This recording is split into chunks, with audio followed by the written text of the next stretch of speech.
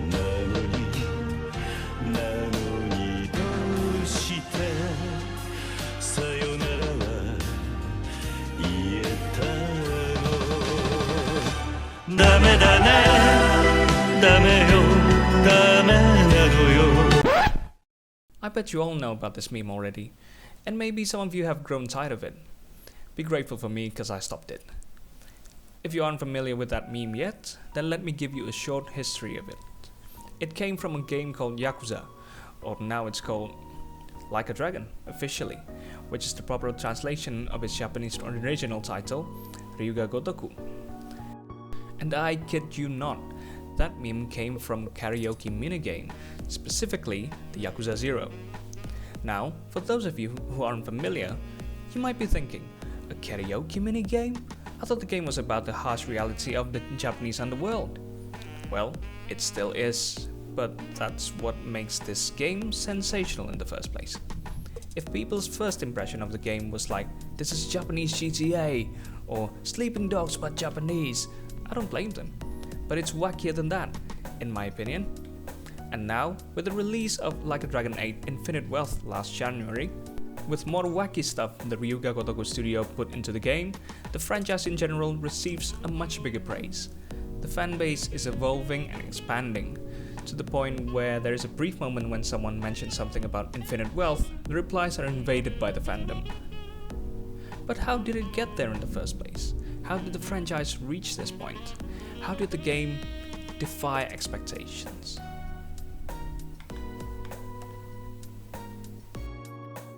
Probably the best thing about the Yakuza franchise is that every Yakuza game has its own dark, gritty, and thrilling main story, but it is also decorated with the silliest, most unhinged side quests and minigames. Take for example the Yakuza 7, or the Yakuza Like a Dragon, which is the last game that I've played from the mainline series of the franchise. Yes, I know, sorry guys, I'm still too broke to buy Infinite Wealth, please don't ridicule me. It follows the story of Ichiban Kasuga, who was a low-ranking Yakuza, was forced to sacrifice himself for the sake of his family and got betrayed by them. After he found out that he is still alive, he has a motivation to get back to his family and to get some answers. However, he has to survive in his current situation. You know how he treats that tragedy?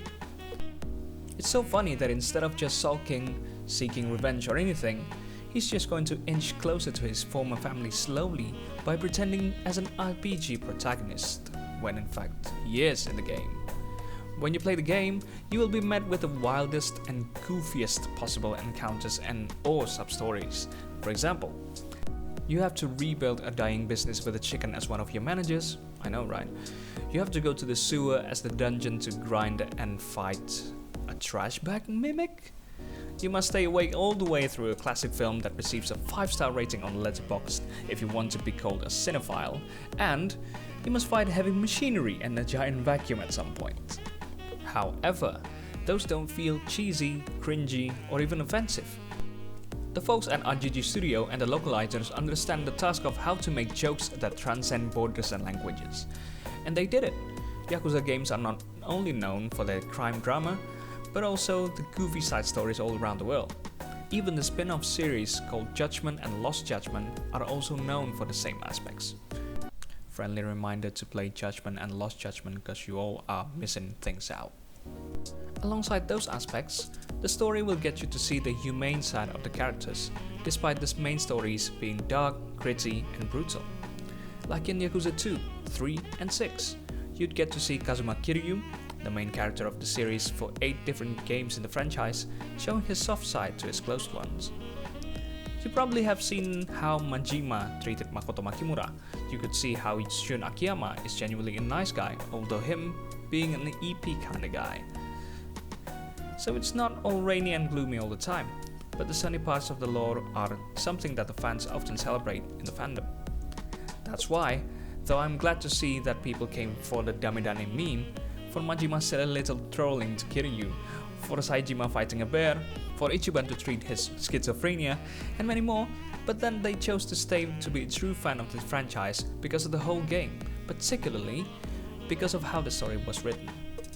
That good combination of two differing aspects into one is something that I have never experienced anywhere else in any video game franchise, because you either go totally serious like the Batman Arkham series, or go completely insane like South Park games.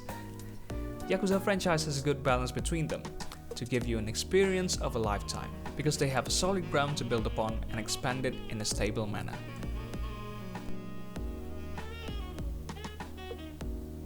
The positive thing about what I can see in other games is that they often have something groundbreaking for their new sequel. The Counter-Strike franchise has moved on from the classic D-Dust, Grand Theft Auto changes location in every game, Assassin's Creed doesn't stay with Ezio all the time, and many other examples of franchises constantly evolving, but in a more drastic way. But for Yakuza games, they have stayed in the same location for more than 11 games, which is Kamurocho, the fictionalized version of the infamous Kabukicho in Shinjuku, Tokyo. I can promise you guys, we Yakuza players remember every single corner of Kamurocho rather than our own neighborhood. Despite staying in the same location with additional maps in some games, Anjiji Studio has successfully managed to make the likes of Kamurocho, Sotenbori, Okinawa, Isazaki Ijincho, and now Hawaii to be as stunning as its first appearance. The games are pretty much more stable, with the same location used, but with better immersions and points of attraction. You can compete in a pocket circuit racing and go to a disco in Yakuza 0, enjoy yourself or with the closed ones at a nearby karaoke place in Kamurocho and any other locations and in any games in the series, and of course, becoming a true cinephile. Not only with a variety of karaoke songs to sing and their goofy sub-stories, but also other interesting minigames. Even from the PS2 versions of Yakuza 1 and 2, RGG Studios have put a wealth of content in the game. You can go to a hostess club to talk to one of the girls there, try to raise them up maybe. Or maybe you want to watch some movies to prove yourself as the one true obscure cinephile? They got you covered. With more games they're releasing, they always try to innovate by adding interesting minigames that players can try to take a break from grinding or getting too tired to follow the main storyline. For example, you can play a game of billiard, darts, baseball, shogi, Sega's classic arcade games, or dancing at a nightclub, teaching high school students how to dance, fishing, taxi driving, pocket racing, starting your own businesses, taking exams, cutting in what is supposed to be a jab at Nintendo's Mario Kart, and even creating your own island like in Animal Crossing.